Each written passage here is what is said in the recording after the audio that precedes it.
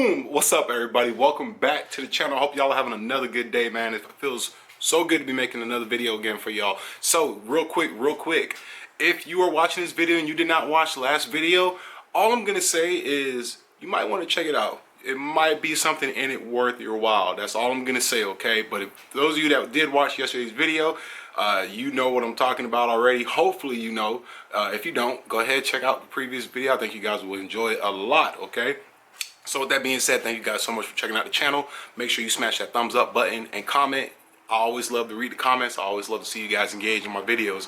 You guys know I'm real big into that stuff, okay? So thank you guys so much for joining it. So you guys, today what we're gonna be talking about is how to build your dream truck. Like how to build a diesel truck or a truck, whatever build you want to do, how to build it, okay?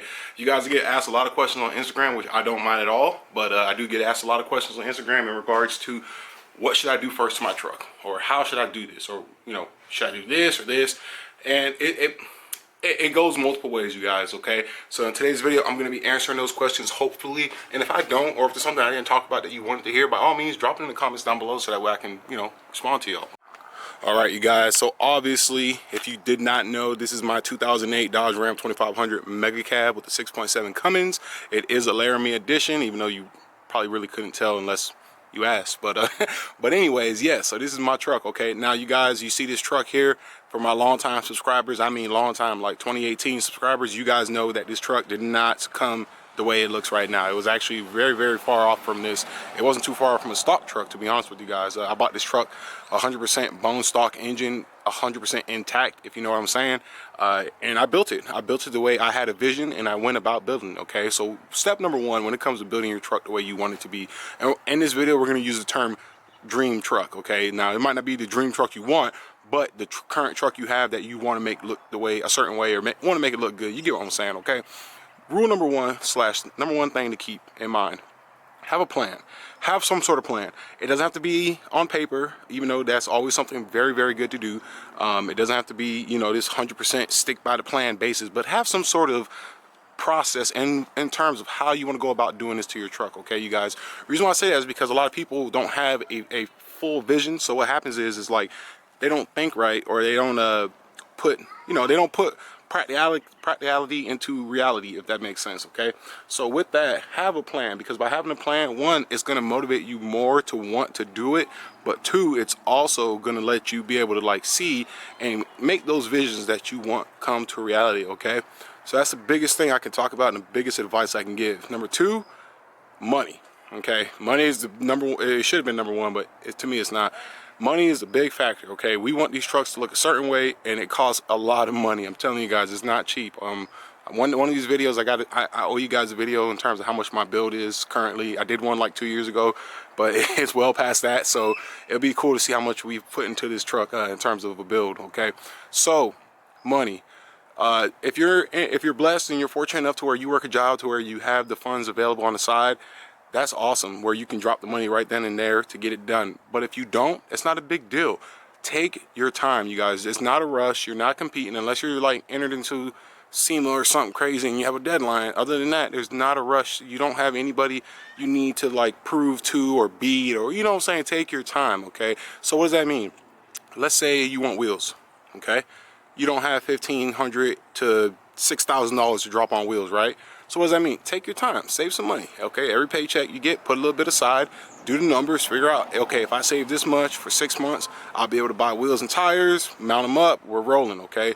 Take your time and save, okay? Now with that also comes 2 videos ago, I dropped a video about it, side hustling, okay? Don't be afraid to get dirty. Don't be afraid to do a side hustle. I do it. I have no shame to it. It's just that I don't like using my primary means of income to fund my side projects and my you know, I call it toys. So I do side hustling, you guys. I polish wheels, I detail vehicles. So it's a side hustle. Don't be afraid to get into a side hustle. I know dudes that do woodworking, side welding jobs, a lot of stuff, really, man. There's a lot of stuff out there you'd be surprised people would pay for that you think is just something basic. So don't be afraid to get into a side hustle, you know what I'm saying? It's always something good to do, and it brings extra income in, you know what I'm saying? So with that, in terms of money, take your time. There's not a rush to get every single thing at one time, okay? So that means if you want to prioritize something, so if you want to put an exhaust on it instead of, I don't know, wheels or you know, something else, that's fine with that, you know. And then also be smart about it, you know. Let's say you don't have that much money this month to drop on intake or intake manifold or something like that. Okay, well, you can still do something. You can get you some LED lights. You go small or big. Okay, so there's two routes most people take when it comes to building their truck. They either knock the expensive stuff out first and get it done with, or they do small stuff, building up to the big stuff, and then that's like the cherry on the ice cream. You know what I'm saying? So you take it for what it is. You can go both ways about it, but money is definitely going to be a factor. Okay, and on top of that, when it comes to the money, you take it from me, do the work yourself. Okay, that's gonna save you a lot of money. And I kind of feel bad for talking about it like that, but I feel like I'm taking money from people. But at the same time, we're humans. We're all hardworking Americans. We don't have money to sit there and pay a shop 80, 100 bucks, who knows how much more an hour to get stuff done all the time. Now, if you want to pay someone just to, you know, help yourself out, there ain't nothing wrong with that. But we don't have money like that. So don't be afraid to pull up the sleeves, break out the tools, whatever you need to do, Google, YouTube, you know what I'm saying, and do it yourself. You will save a ton of money in labor by doing a lot of these things that you think are complicated, doing it yourself and looking it up, taking your time, having the right tools at the right time when you're doing it, you know what I'm saying. If you're doing a lift kit and all you have is a little, you know, Craftsman, little 100 piece, you know, tool set, that ain't gonna cut it. So make sure you have the right tools when you do stuff like that, okay? So definitely ties into saving some money, okay? Next thing when it comes, in my opinion, when it comes to building the truck or building the truck you want, we'll say dream truck. So when it comes to building the next dream truck, really, is pick what you want first, motor or aesthetics, okay? Now, I'm kind of a back and forth type of man when it comes to that, because if you guys watch my YouTube channel, I kind of dabbled both sides at the same time. So what does that mean? You know, when I first started building the truck, I did grid heater delete, intake manifold, and then I bounced out, I did tow mirrors. And then from tow mirrors, I did, you know, intake or intercooler. From intercooler, bounced back out, I think I did like headlights or tail lights, something like that. You get what I'm saying, okay, cab lights. I bounced back and forth, so there ain't nothing wrong with that as well either. But it will help to determine if you want to do mods in the engine first and have that go fast, or if you want to look pretty. Most people, and this is my opinion, most people choose to go the pretty route, which can be equally as expensive as the engine route, depending on the route you're taking. But nonetheless, it's good to be able to make up which one you're going to do, okay? Now, this next one, to me, is a very, very important one, okay? Know who to talk to. What does that mean? Okay, don't be that guy that, you know, every single time you go to order something, you do two things. You order on the first website you see on Google, or you go to a local shop and pay price plus inflation on it, okay? Do your shopping, okay? And this is when social media really comes into effect. Forums, Instagram, Facebook pages, man. There's a lot of cats out there selling stuff in good quality for your truck that you'll be surprised. You'll save some money on it. You know, I had people messaging me about second-gen swaps, saying that they didn't have enough money to buy a brand new second-gen swap. I say, hey, man, get on Marketplace, get on the forums, get on Facebook coming pages. You know, there's cats out there selling these kits for a good price with nothing wrong with them, and it's going to save you money. They're going to be happy because they're making money and selling their parts, and everybody wins in that side. You know what I'm saying?